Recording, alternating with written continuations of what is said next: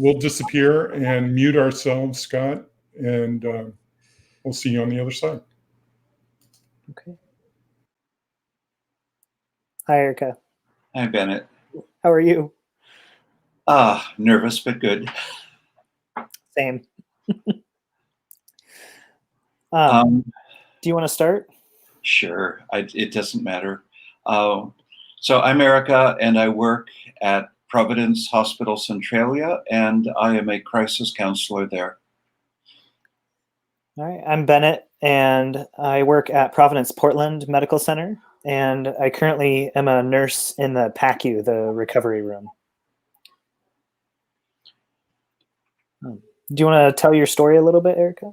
Sure. So the question here, the prompt is, what do you want us to know about your transition? And I think people that aren't trans often think that it's kind of a switch that we flip, and that we were some persona or something, and then we became something else. And that's not my experience at all. And I don't think it's the experience of most trans people. So when I was little, I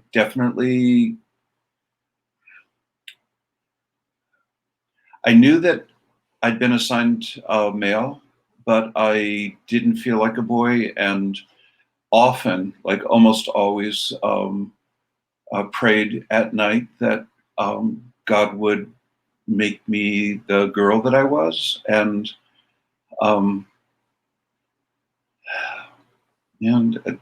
interesting, that happened, but not on the timetable I was expecting when I was 4 or 5 years old. So I got to live pretty freely as a girl. My dad worked 2 jobs and wasn't home much, and my mom allowed me to be who I am. And then about when I was 10, my parents decided that enough was enough, and I was about to enter puberty, and they didn't want anybody.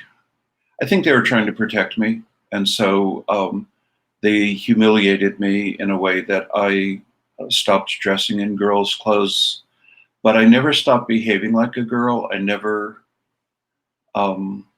played with boys. And that went all through my whole life. Even in the military, I didn't act like one of the guys. Sometimes people would notice and say, "Hey, you're not doing this or that with us." And I was like, "Yeah, well, I'm off." I had a camera. I would take pictures of the places and write poetry, and they knew that, and somehow they were okay with it. And, when I was 33, 34 years old, I was a patrol officer, and one night I found a trans woman, so a person who's assigned male at birth, who was psychotic and running between houses, and I convinced her to get into the cruiser with me and brought her to the emergency department where she had a psych eval. And I remember driving her to the hospital thinking that I had more in common with her than I did my patrol partner, who was sitting next to me in the front seat of the cruiser. And that was kind of my reawakening. And so I told my partner, and that ended that relationship. And from that point on, from my mid-30s, every relationship that I've been in, I've been out. But I wasn't out at work because I knew I'd be instantly fired. And later, I had the opportunity to come out, and I've been out for close to 10 years. And as liberal as Olympia is, I was one of the very first people to transition in the group health system, which was the name of the hospital before Kaiser in Olympia. So one of the major medical centers. So that's kind of it. It's, it happens in little steps. It doesn't happen all at once. How about you? Similarly, so I think it's important for people to understand that there's no such thing as the dude pill or the lady pill that you just get to take and then you're done transitioning. It's an ongoing process that I don't know if I'll ever consider myself to be transitioned, like past tense, because I also hope that I never stop growing in so many other aspects of my life. And so I feel like this is just one of them. But I come from a family where I have two older brothers. One is 4 years older and one is 2 years older, and then a twin sister. And we're fraternal. But I always had this mirror of what I wasn't, because there was this girl and we were called the girls, and I wasn't one of the girls. And so my brothers, all of us kids are really close. There's 4 kids in 4 years. And so I did the things that they did. I peed standing up. I wore just swim bottoms without the swim top. And I think when I was about 5 or 6, my mom sat me down and said, okay, if you want to play outside with the other kids with swimming and in the water, then you either need to wear the bikini top, or I'll take you to buy you a new suit. It's a one-piece suit. And so I went and did that. And I just always, my whole life felt other than, like something was wrong. And, there's this level of dysphoria where, you see genitalia that doesn't match your insides and it causes problems. Mm-hmm. And so I was just, underlyingly uncomfortable my whole upbringing. Grew up in a small town and had the benefit of swimming. And so I went off to college and swam for 4 years at a Division I college, and then swam for a year professionally after that for Nike. And I really attribute that to saving my life, because my head was literally underwater for 6 hours a day. And I was so exhausted that I couldn't do anything dumb. Like, I was unable to have time to really delve into this aspect of my life, which helped me get through my teens and early 20s. And then I met my wife. We've been married for 11 years now, and she loves me for me and sees me for who I am.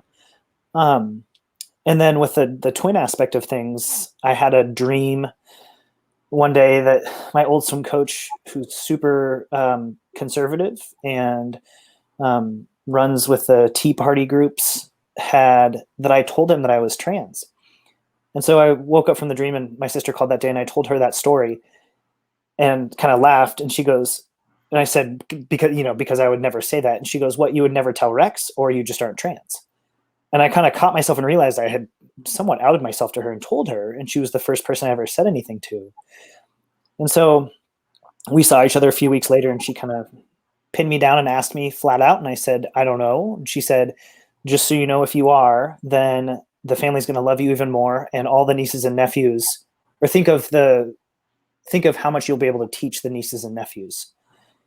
And that kind of gave me enough strength to know that at least one person in the world wouldn't ostracize me for being myself. And it's amazing that, really, for me at least, it really just took one person, and granted it was my twin, so it was somebody that I was the closest with, to say, it's okay. And I see you for you, and I love you for you.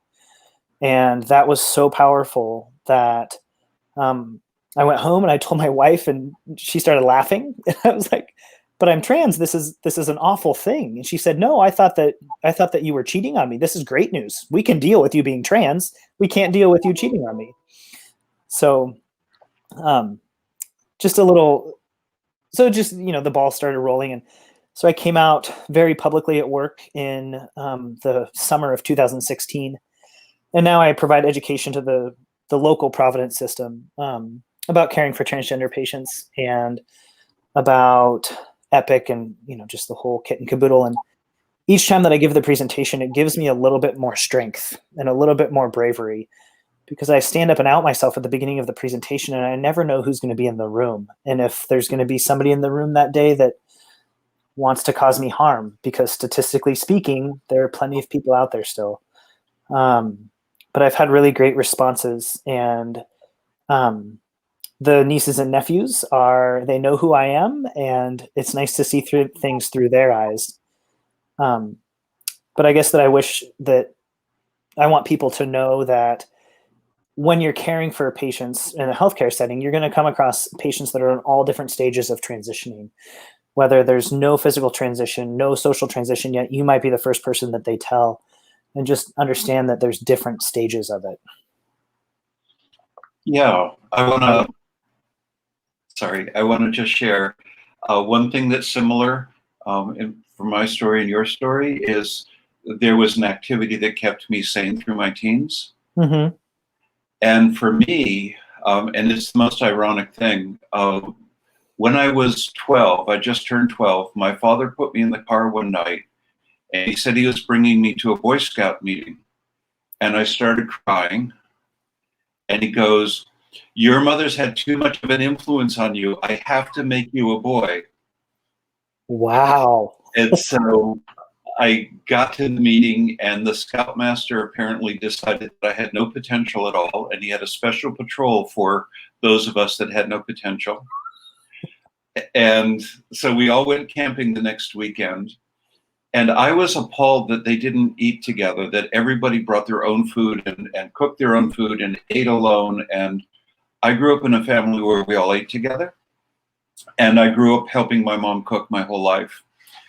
And so the next scout meeting, without talking to my parents or anything, we all sat down in our little patrol meeting, and I said, if it's okay with all of you, I would like to plan a menu and do all the cooking next camping trip. And we did that once a month. And I said, you just have to pay me your share, and I'll do all that. And I added, because I hate washing dishes, that you'll wash the dishes. And they were like, cool. So I went home and I said, Mom, I need to learn how to plan menus for 8 people. I need you to teach me how to cook something that I can do camping. And she said, okay. So she taught me how to make spaghetti from scratch, spaghetti sauce. And so that was my first meal. And it was a wonderful success. Everybody loved the food, and I loved to cook. And then the other thing that happened was my mother told me that she did not support me going into scouting, and she would not iron my uniform, and she would not sew on my patches, but she would teach me how to iron and sew on my patches. And so I joined Boy Scouts, and I learned how to iron and sew and cook for 8 people. And There's some Boy Scout leaders turning over in their graves right now, I'm sure. It turned out to be a really good experience for me because I got to be the mom of the patrol. That's wonderful. Hey, sorry to interrupt. Erika, do you have other windows open on your? Are you running anything other than your browser? I have the mail window open so I can see the. Yeah, but let me. No, that should be fine. For some reason your signal has degraded since we started. Scott, are you hearing that as well, or is it just me? Oh, yeah, I'm hearing it as well. So it looks like Erika disappeared, which I hope she'll come back. Trying to reload. Yeah, that'll probably help. This technology is amazing, but when it craps the bed, it really sounds horrible. So yeah, I had to ask the kids to not stream Minecraft while I'm in here. They're being very gracious with me right now. That's great. Do you have to bribe them? Do you have to give them something in return? No, because there's not my kids. It's my 3 nieces that are older. We're playing Minecraft, and thankfully they're patient enough with me.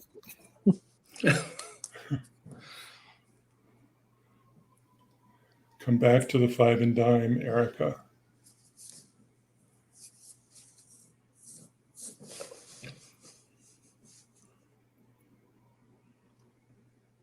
Huh. Do you live near your siblings, Bennett? I don't. We live an hour away from my folks, and then my brother is up outside of Seattle, and my other brother is in Kentucky. My twin right now, she's been travel nursing for the last 3 years, and she's here with my parents right now. So we're out at my folks' place to visit. Yeah. It's a nice place for a vacation. I don't know if either of you have ever been to the Portland area. I have. Yeah. So this is an hour east in the Columbia River Gorge, where all the windsurfing takes place, and it's gorgeous. Scott and I were in Portland for a meeting in February. Okay. February. I'm sorry. And I'd never been there before, and I completely fell in love with it. It's a pretty fantastic place. Driving out to Mount Hood, up to the lodge at the Timberline Lodge. Yeah, was a kind of a peak experience for me. It was like alone in a car on a snowy road. It was just great. Erika, you look marvelous. You look much better. Okay, so restarting must have helped. When I closed one of the windows, the computer crashed, which has never happened before. This is a Mac. It's pretty stable, but it did. So, well, it looks great now. So I'm gonna pull us out, and let you guys continue. Okay. And hold on.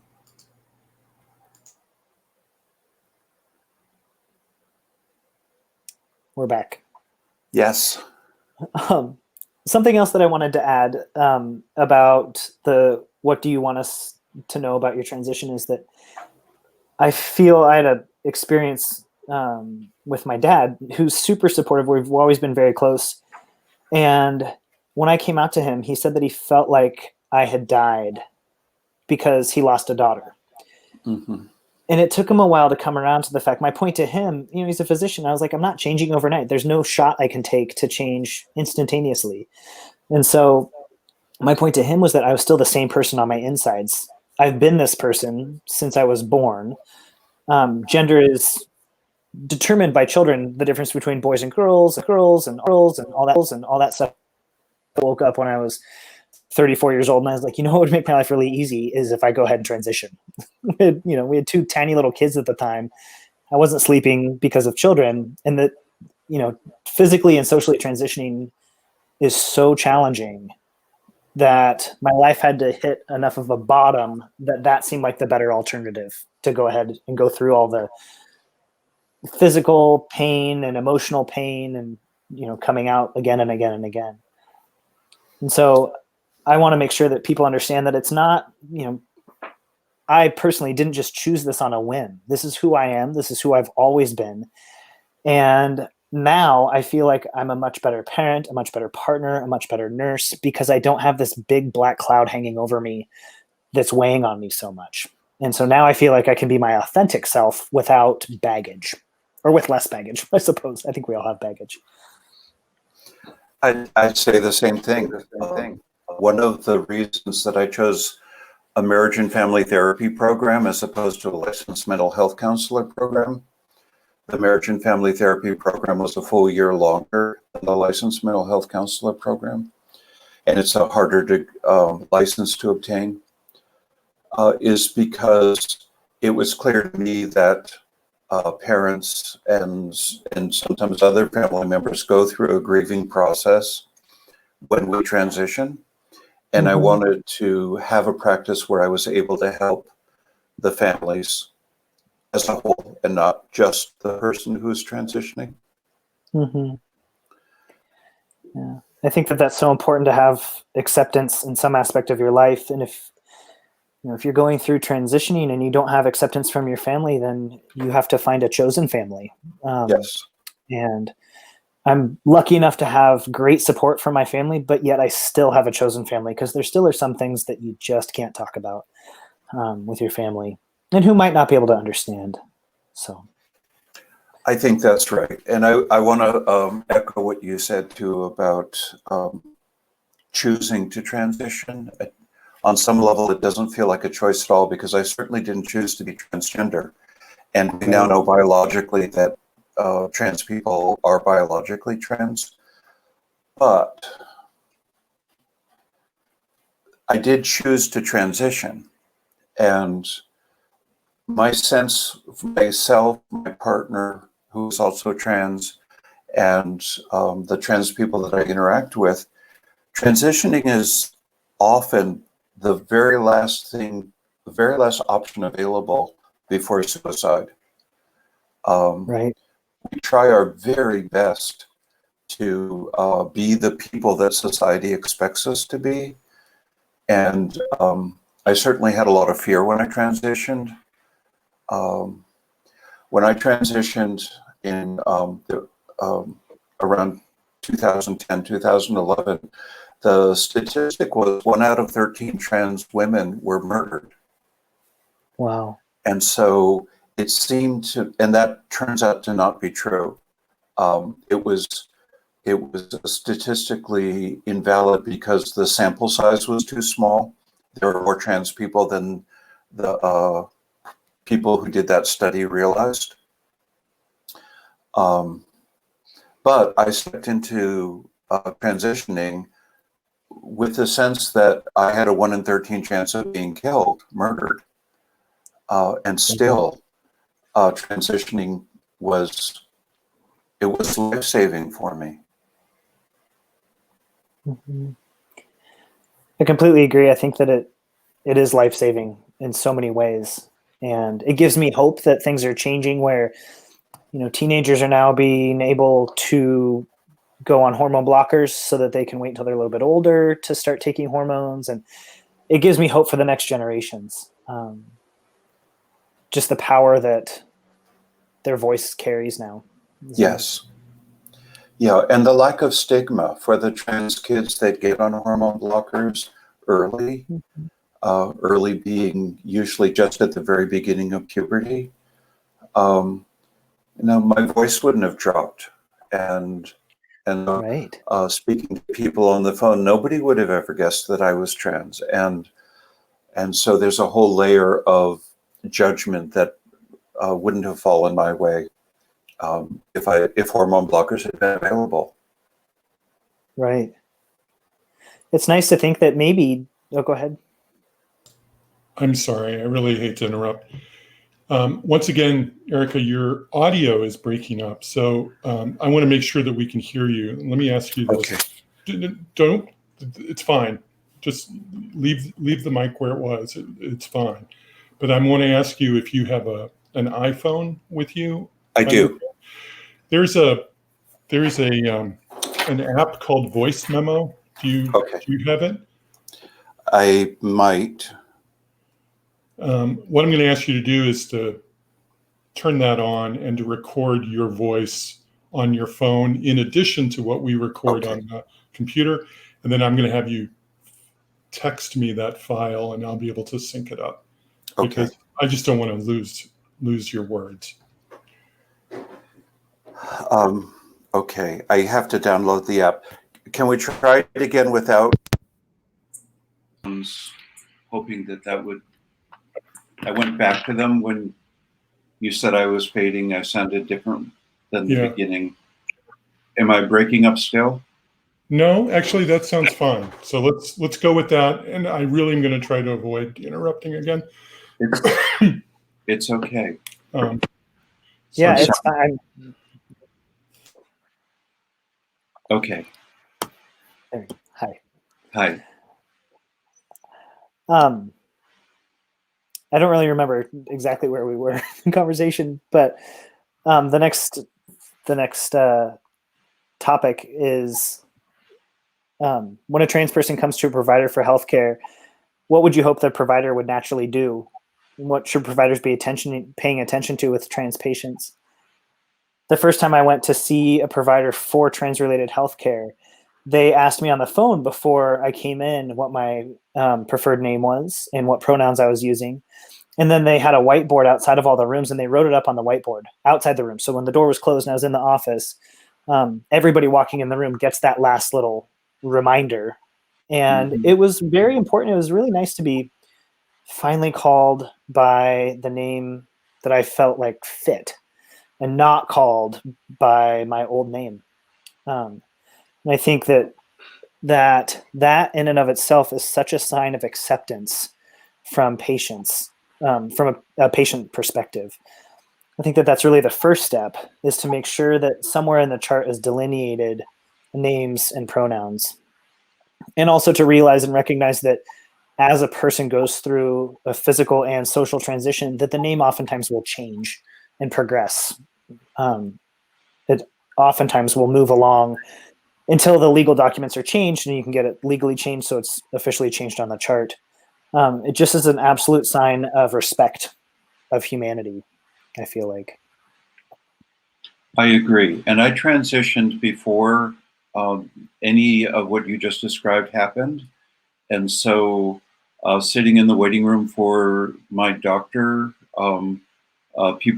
somebody would come out and say, Mr. Lorenz, and look, Mr. Lorenz, and there I was, socially transitioned. So I'm wearing a skirt, and it's humiliating. And so I completely agree with you on that. The other thing that happens, even when people are well-meaning, is they will properly gender the patient who's trans, and then turn maybe to a nurse or to a coworker in the room with the patient and misgender the patient in third-party speech. And so interacting with you on a respectful basis and then turning to somebody else and using the wrong pronoun. And that's so deflating. It's so difficult. And what I'm a bit of a warrior. And so I just insert she if they say he.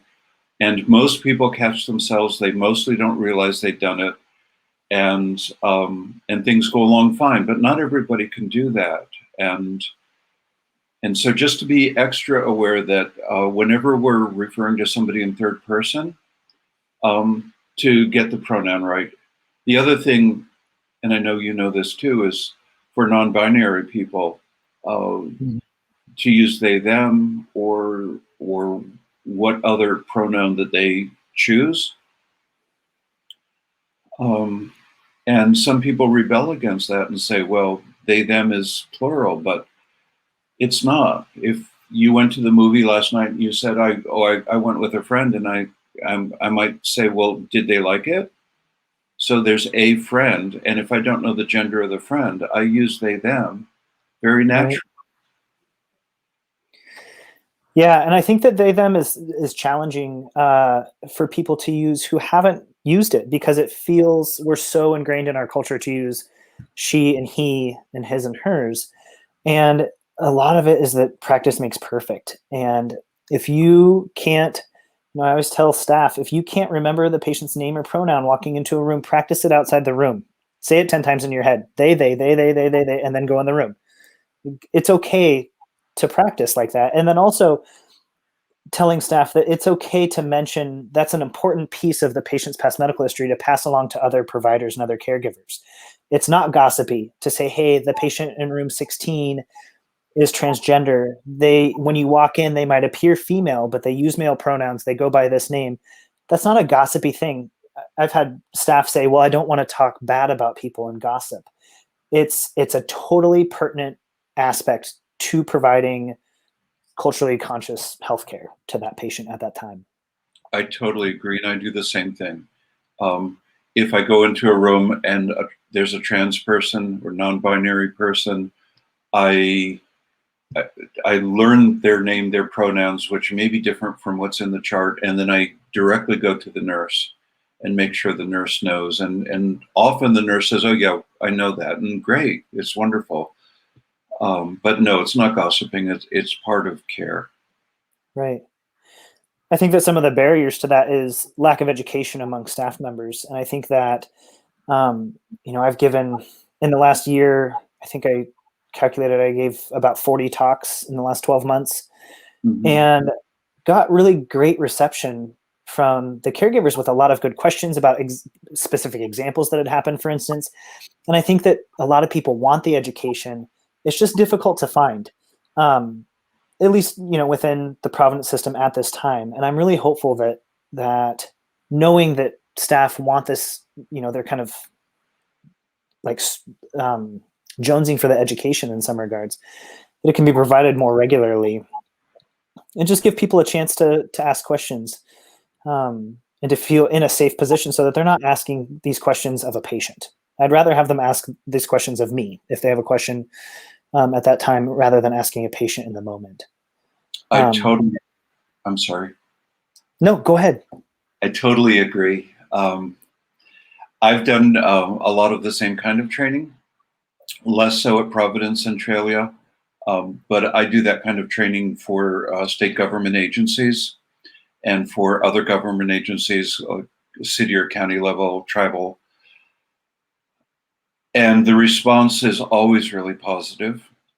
Not everybody in the room, but the overall response is always positive. And I think it's important to provide a safe place for people to have that discussion. Mm-hmm. The other thing I want to add is that I'm not perfect and nobody's perfect, and we're going to sometimes misgender. I do occasionally struggle with they, them, especially when the person is early in transition and there aren't the visual cues. And so I look at the patient and I gender them as male or female, and then I'll make a mistake with a pronoun and I'll instantly catch myself and apologize. And I think that's really important, that to not make a huge deal about apologizing, but also not be embarrassed and not say anything, but just apologize and move on. Right. I'll tell a story about I was asked to go in and start an IV on a difficult IV access patient, and I used an ultrasound machine to do so. And so, you're in there for, 10 to 15 minutes, and the nurse that was the primary nurse for this patient came in, and there were a couple family members in the room, and said, "Oh, Bennett is great at this. She'll take great care of you." The nurse caught herself in messing up my pronoun, and then made a big deal about correcting it. "Oh my gosh, I'm so sorry. I've only done it twice this week. I cannot figure this out." But in doing so, outed me to the patient and the family standing in the room. And I don't know these people at all. I have no relationship with them yet. I have no idea if one of the family members is going to follow me out to my car at the end of my shift. Putting me in an unsafe situation, all out of great intentions. She was very apologetic and wanted to show me respect by correcting herself. But again, the bigger the deal is made out of it, then the bigger the deal is made out of it. If you simply apologize, if this nurse would have said, "Bennett is great at this, he will get this on the first try," nobody would have presumed anything. And I would have been able to get out of the room safely. As it is, I had to excuse myself from starting the IV, because then at that point I was shaking because I was worried about safety. Yeah. Well, and I don't pass. People know by my voice that I'm trans. And unfortunately, my mom was close to 6 inches above normal for the height of a woman in her generation. My dad was 4 or 5 inches taller than the average man, 5, 6 inches taller than the average man. And so I'm big boned and I've got this voice, and there's no doubt in anyone's mind when I walk in the room what gender I was assigned at birth. And I have all those same considerations going through my head. I don't know these people and I don't know how they're going to react. And I want them to, I'm there to care for them, right? And the interesting thing is, my experience has been that nobody has said, "We don't want you." I've even offered that occasionally when it seemed like the patient was having a difficult time. I'll actually stop and say, I can see something's going on. I'm not sure what it is. If my gender is a problem for you, maybe I can find another care provider. And so far, everybody has said, no, and then they'll apologize and they'll identify something else that was causing some anxiety, affirming that I properly read the anxiety and letting me know that the anxiety had nothing to do with me. And so my experience of being a caregiver at Providence has been profoundly positive, even with all the worries that you mentioned. Yeah, I consider myself very blessed that I can pass in my everyday society, going to the grocery store, for instance. And so it's nice to be able to have those safe places. But it's really nerve-wracking because of the statistics and the stories that we hear, and to come out, and especially when you're a patient and you're there because you have something, even if it's for a routine checkup, it still can be fairly anxiety provoking. Mm-hmm. But especially, I worked in the ER for 10 years, and you work in the ER, especially when you're taking care of patients in an emergency room setting. They think that they're having a huge emergency, regardless of what's really going on. And so, it just is, I don't know, it's an unsafe position to walk into a healthcare facility, or an unsettling position to walk into a healthcare facility as a patient, but then especially as somebody who's trans and a patient. And, you just have, we're talking a lot about trauma-informed care these days. And, patients who are transgender have some trauma in their past, and, not that they need to be treated differently, but just to have caregivers be aware, I guess, is the key. I agree. I do agree. The next question, do providers run the risk of outing trans patients unwittingly? I think yes. And so as a crisis counselor, I do the mental health evaluations in the emergency room. And trans people have a significantly higher than average rate of attempted suicide because of the stress of being trans in this culture. And when a patient identifies as trans, non-binary, some whatever, I always ask, do your parents know, or whoever? And I always give them the option of in informed consent that absolutely nothing, as long as they're over 12, if they're 13 or older, that nothing they say I will repeat to their parents, or whatever portion of what they say I'll repeat to their parents, or everything. And so giving them that freedom so that they can chunk out what they want me to share and what they don't want me to share. Right. And talk about that with the staff in the emergency room setting also, about if somebody's there for belly pain and they're transgender, you might need to think outside the box and think, if it's a trans man like myself, maybe it's an ovarian torsion. Yeah. And before you speak with the patient about that, you need to make sure that everybody in the room, all of the visitors in the room, are okay, or that the patient is okay with being outed.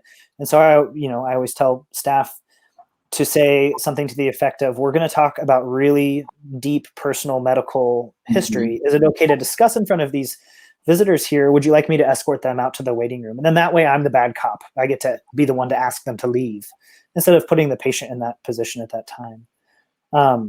Because, we're with them for a few hours, but then the visitors that are with them are their safety net. And if they're going home to an unsafe location because we've just outed them, that's a whole different ballgame at that point. Absolutely. And I do the same from a mental health perspective. I'll tell them, if there's a visitor, I'll turn to the patient at some point before the eval starts. And I'll say, right, some of the things we're going to talk about are kind of sensitive, and if you'd like, I'll ask mom or dad to leave, and then as you do, bring them out to the waiting room. Yeah. This is where, sorry. No. This is where COVID has helped, because there's no visitors anymore. So this is like one of the only benefits of COVID, that we don't have to worry about outing patients any longer. And we do allow a mom or a dad in the room with an adolescent suicidal patient, as long as the patient wants mom or dad there. So it's still, but yes, generally, yes. There hasn't been a lot of positive COVID news, but no. That's at least one thing. Let's see. What has your experience of training colleagues been like? We talked about that a little bit.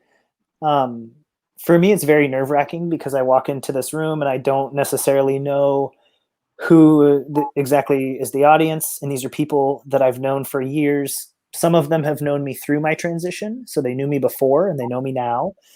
Some are new staff. I gave a talk recently that had over 100 people, and I don't know who all was in the room. I had no idea.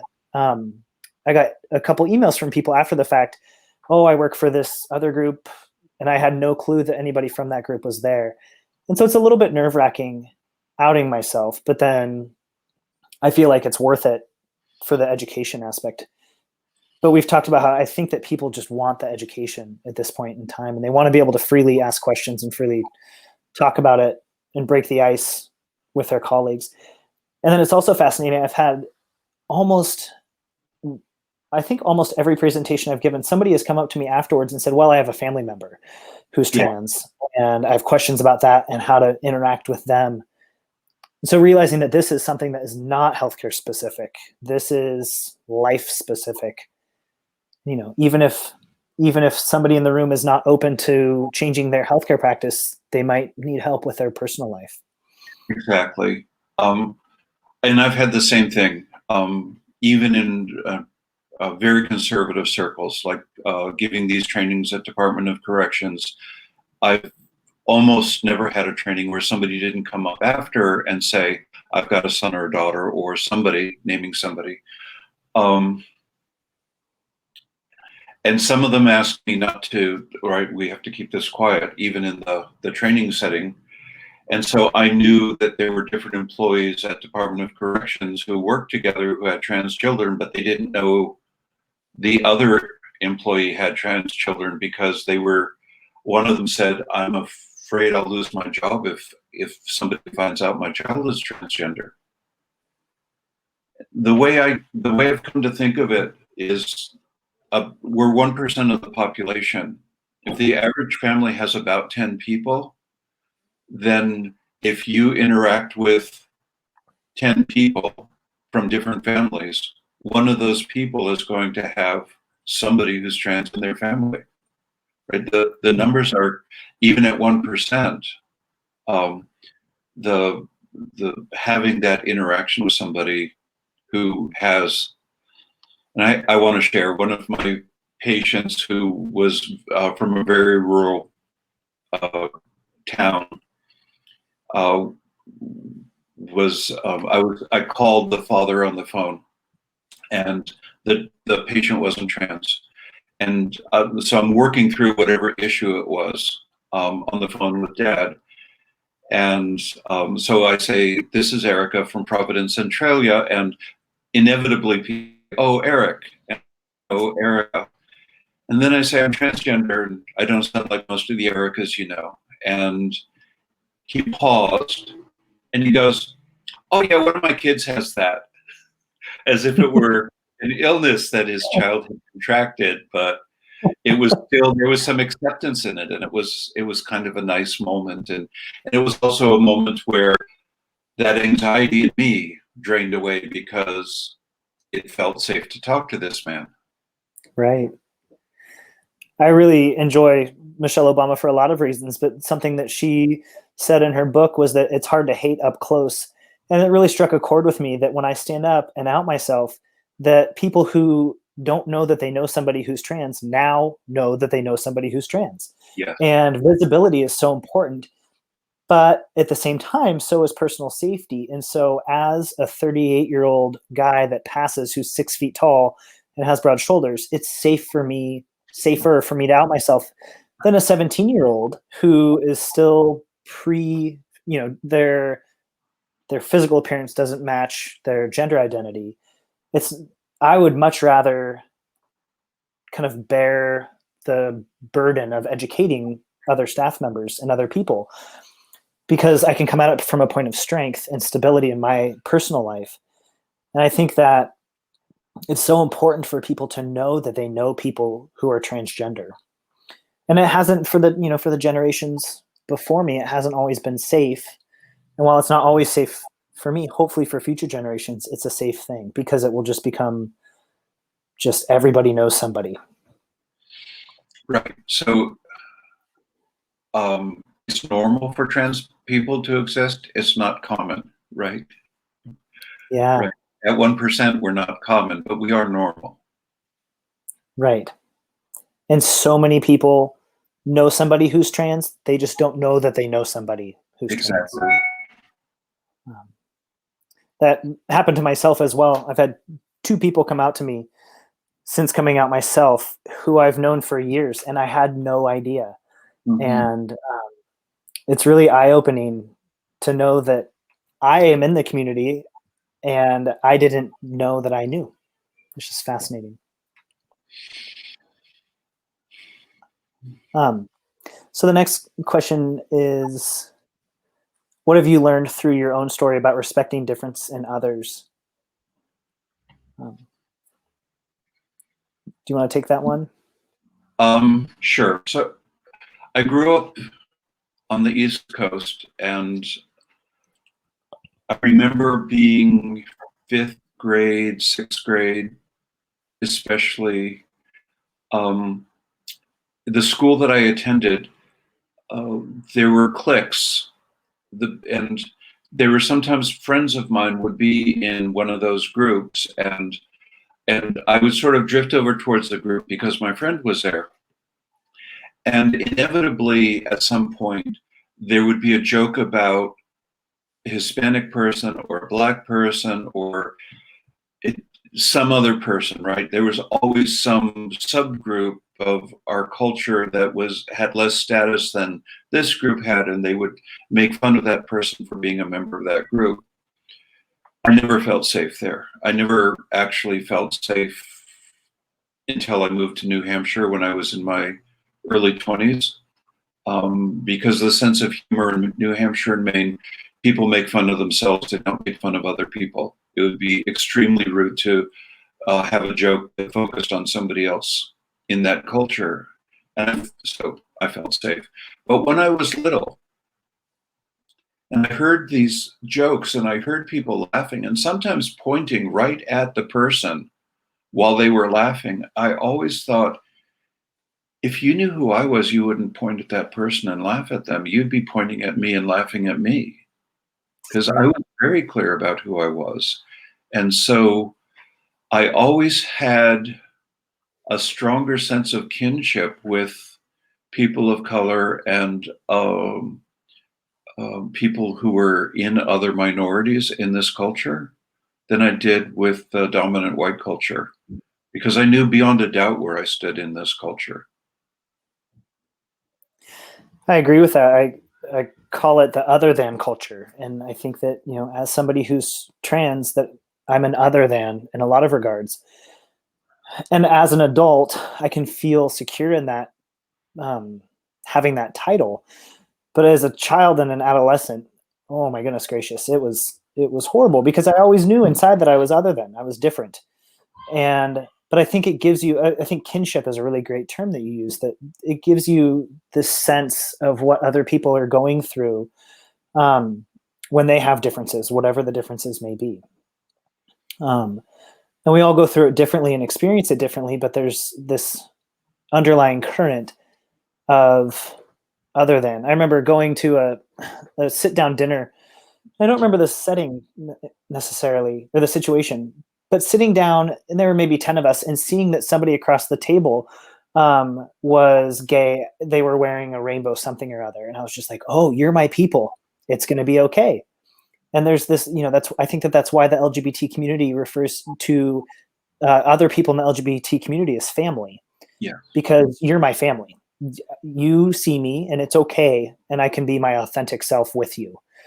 The nice thing about being trans versus being Black, for instance, is that I can pass in society and people won't know.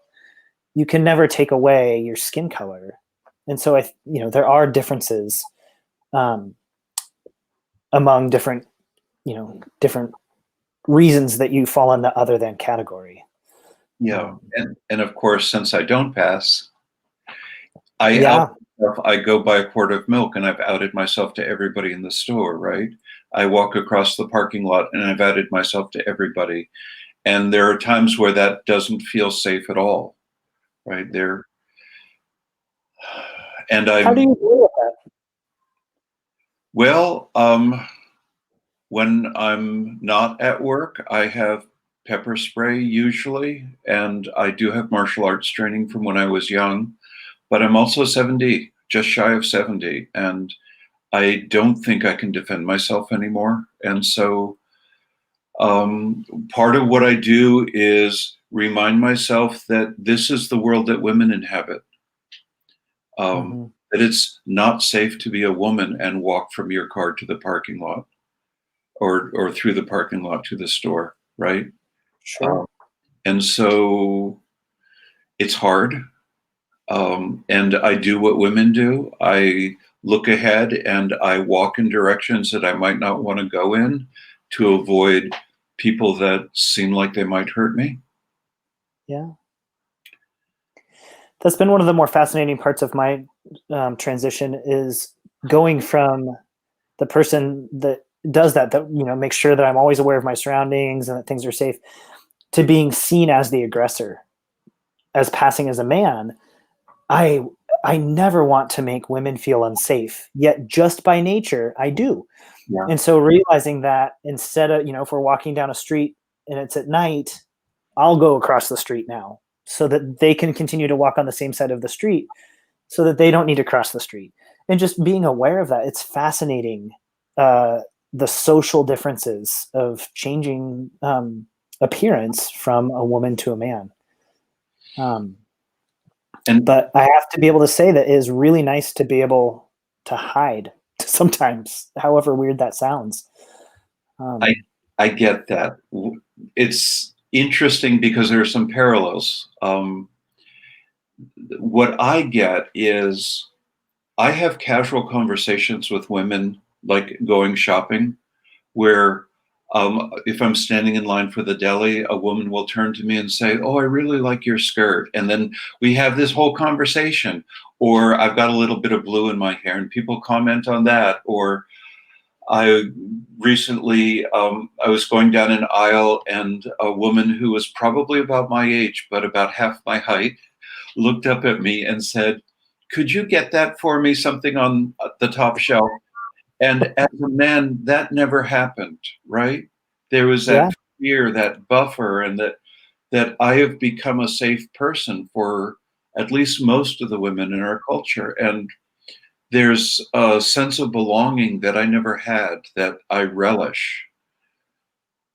Yeah. I miss that. That's one aspect that I miss, because I go to the grocery store and people don't make eye contact, don't talk to me, kind of keep their head down. And before, people would make eye contact and kind of nod, at least. It's also fascinating running the gamut as a parent, because the kids, when I started to transition, our children were 2 and 6 months old. And my wife gave birth to both of the children, and we used a sperm donor.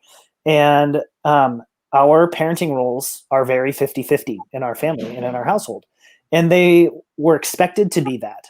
And then I became me, Bennett, and the dad. And people are like, "Oh my gosh, you're such an amazing dad. You do so much." I'm like, whoa, hang on. I'm only doing 50-50 on a good day. I'm not doing anything above and beyond what I should be doing. But society just sees, people say, if I'm walking down the street with both the kids, "Oh, you're such a great dad." And I've never even met them before.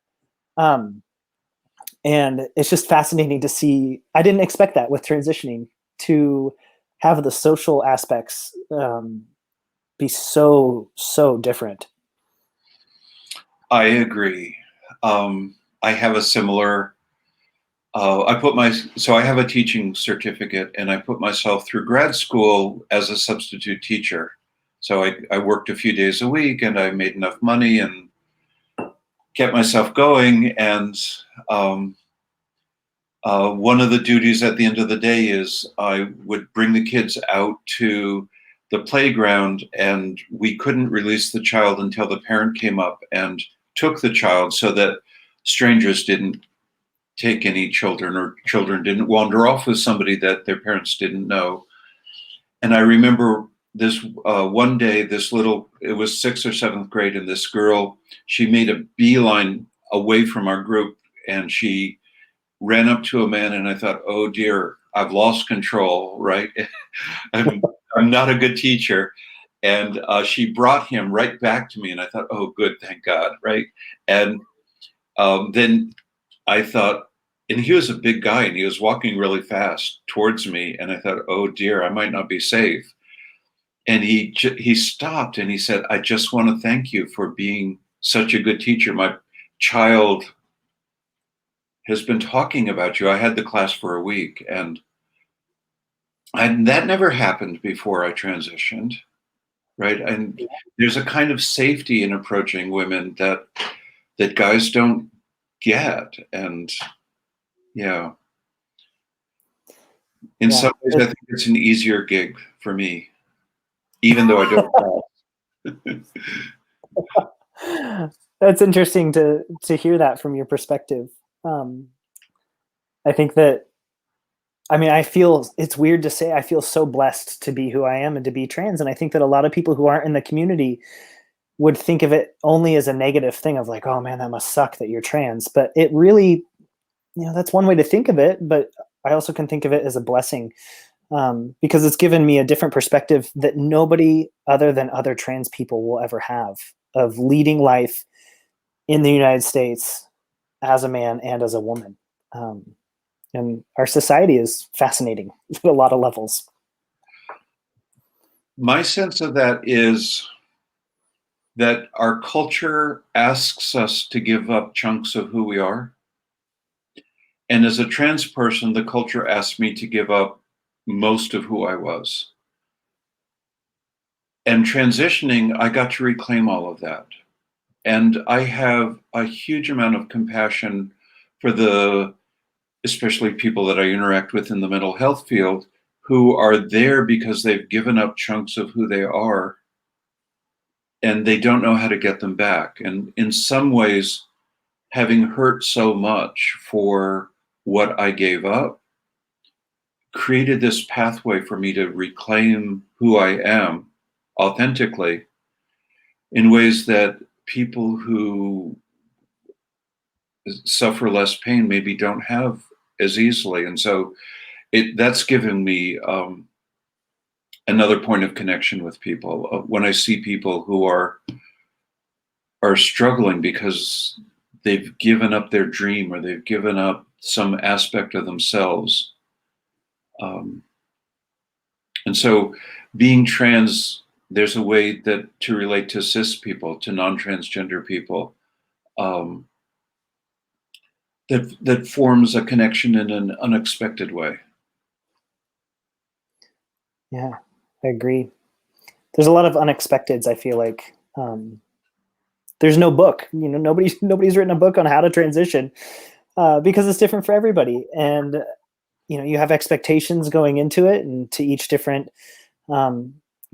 phase and step. And I am happy to say I've been pleasantly surprised so far with, and, you know, not to say that there's not negative stuff also, because there's plenty of that, but that's for another conversation. But it's nice to have support, and that's made the biggest difference in my life, is having support of family and friends, and to see them grow alongside of me and to open their minds to just being more accepting humans in general has been kind of an honor to hold alongside of all of this. I agree. And I would just add my colleagues. Right? When I started in the emergency room, I'm the first openly trans person that Providence Centralia has hired. Certainly the first to work in the ER. Mm-hmm. And I know that we had a person or two transition within the hospital, but so here I am, I show up, I'm trans, I don't pass. And I think doctors and nurses were looking at me like, you know, can you do this job? And now, almost a year later, doctors will, well, what do you think, Erika? Right? And it's so wonderful. It's like, yeah, it's wonderful. It's nice to be seen as Bennett the human instead of Bennett the trans guy. And like you're saying, like you're Erika, the social worker, who's fantastic at her job, versus, you know, Erika, the person who happened to be hired and openly trans. Exactly. Yeah. And I think that that's the important thing with taking care of patients, is to realize that we all come with labels of different sorts, and being transgender is just one label that people might come with into a hospital setting or into a clinic setting. But you take away all of the labels, and the only commonality or the only common thread that we all have is that we're all human. And most of us are scared going into a healthcare setting. And so, if you treat people with respect and remember that underneath all of it, they're scared and we're human, that as long as you're treating people respectfully, that you'll do a lot better. I'd like to say you can't go wrong, but you can always go wrong in every aspect of everything. But I think, like you said, even if you mess up on a name or pronoun, just acknowledge it and move along. You're still respecting the patient and being kind. I agree. When you say we all come with labels, it sparked a thought that I want to share. About 1 out of 6 people on the autism spectrum is transgender. And so when I have a patient who's trans, I always wonder if they're on the spectrum. And when I have a patient on the spectrum, I always wonder if they're trans. And so I try to sort that a little bit, especially in the mental health context. Right. But that's another thing I'd like people to remember is that we all come with labels, but some of us come with more than one label, right? And so Black trans women have a harder time of it than a white trans woman, and people who are on the spectrum have a harder time than people that aren't. And so you add label upon label, and it sometimes it gets to be pretty.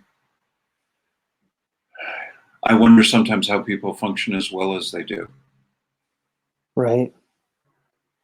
I think when you mentioned something that you'd like people to, or that as being something that you'd like people to remember, I want to talk for just a minute about suicidal ideation, suicide attempts as people who are trans. This current or latest statistic is that 40% of people who are transgender have attempted suicide. And the reason being is because of stigma, rejection, lack of acceptance. That is a statistic that we can change. And I think that is a statistic that we as people in the healthcare sector should pay very close attention to, because that's something that we can control. We can be a welcoming place. We can show respect. We can be open and provide caring, kindness, and we can change that statistic. Somebody might have been at school that day and been called the wrong name and the wrong pronoun, been made fun of, been bullied, etc. And then they come into our healthcare setting and we can show them kindness. And that might be the first time in a day, in a week, in a month that they've had somebody use their proper name, use their proper pronoun, and show them respect. And it's amazing personally that it just takes one person to show kindness when you're so low to be able to help pull you out of that situation. And we're not talking about thought about suicide. We're talking about attempted suicide. So 2 out of every 5 adults have attempted suicide who are trans. That's a big statistic that we can change. Absolutely. And in the mental health field, we call that minority stress.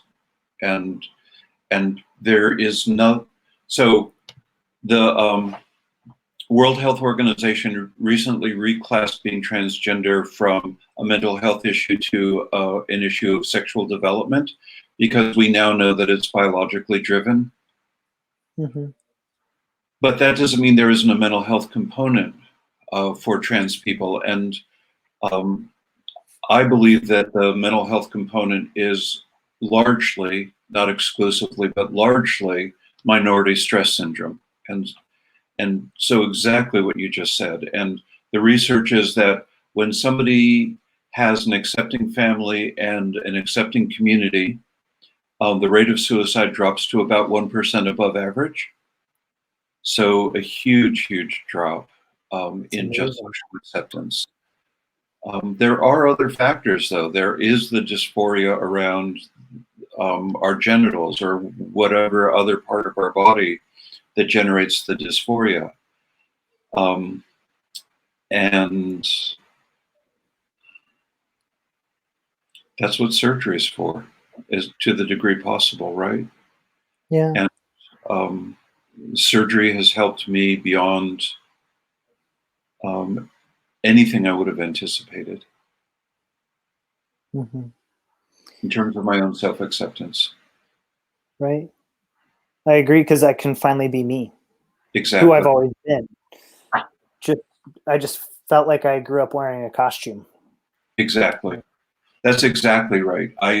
My way of thinking of it is, because I like to swim too, and so when I'm in the women's locker room at the Y, and my genitals look like all the other women's in the locker room, I feel like I'm not a fraud. Right. Right. And I would not go in the women's locker room before my surgery. I would go into the family changing station because I would not go into the men's locker room either. Right. It's not safe. Yeah, not at all safe. Yeah. Well, it's been an absolute pleasure talking to you, Erika. I'm so in awe of you and your story, and being able to meet you and have a heart-to-heart conversation like this has just been very empowering at a personal level. So thank you. And for me, I told my partner about you after we met last time, and she said, "Oh, do you think we can be friends?" And I said, "Yes, absolutely." Same. So, that was the first thing I told my wife. I was like, she was amazing.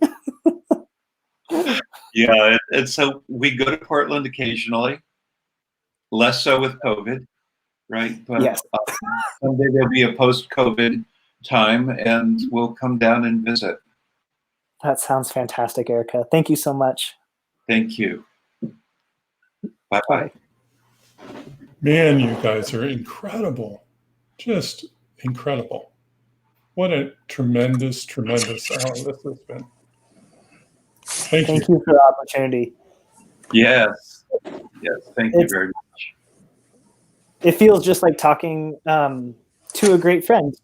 But then when you really think about it, that hopefully this gets to at least one person that needs to talk about this topic and hasn't had the opportunity yet. And they can listen to it and hear about it. That's the great thing about having this as a job, is you get to meet really incredible people, and then you get to share that with other people who get to eavesdrop on a conversation. It's just, it's a real gift. Thank you. Yeah. Yes, thank you. Thank you too for the chance. Yes. So when this is closer to being produced, we'll send you a link so you can listen to it. Okay. One thing that I'm wondering is, when it is produced, will there be contact information for people who want to reach out to us, or? That's up to you. You tell me whether you want that or not. I would. Same. Okay. Do you want to use your Providence email address, or how would you want that contact to be made? Probably the Providence. If it's going to only be viewed within Providence, then probably the Providence. If it'll be viewed outside of Providence, I would use. I have a MFT, Marriage and Family Therapy, email address. Will be visible outside of Providence, so maybe that's the safer way to go. If you just want to send us the contact information you want us to share with this, just email that to Sean and myself. And Okay. Okay, thank you. And is there? Let me just ask. And Sean and I haven't talked about it, and neither has my boss Mike. But is there information that we need to also have tagged at the end of this? Whether it's suicide prevention or just some sort of places where people can turn to, other than the two of you as well, where they can get information or the help that they need, that we should maybe include somewhere at the end of this? So I do that. I can send you some of those links. Okay. Yeah. Erika, I figure you have all of them, but I would just add in the Trevor Project. That's one of the ones that I was thinking of. Pivotal. Okay, perfect. Okay, you got a couple kids that need to play video games. So Minecraft. I'm gonna stop the recording, but Bennett, you guys hang on for 1 second. Okay.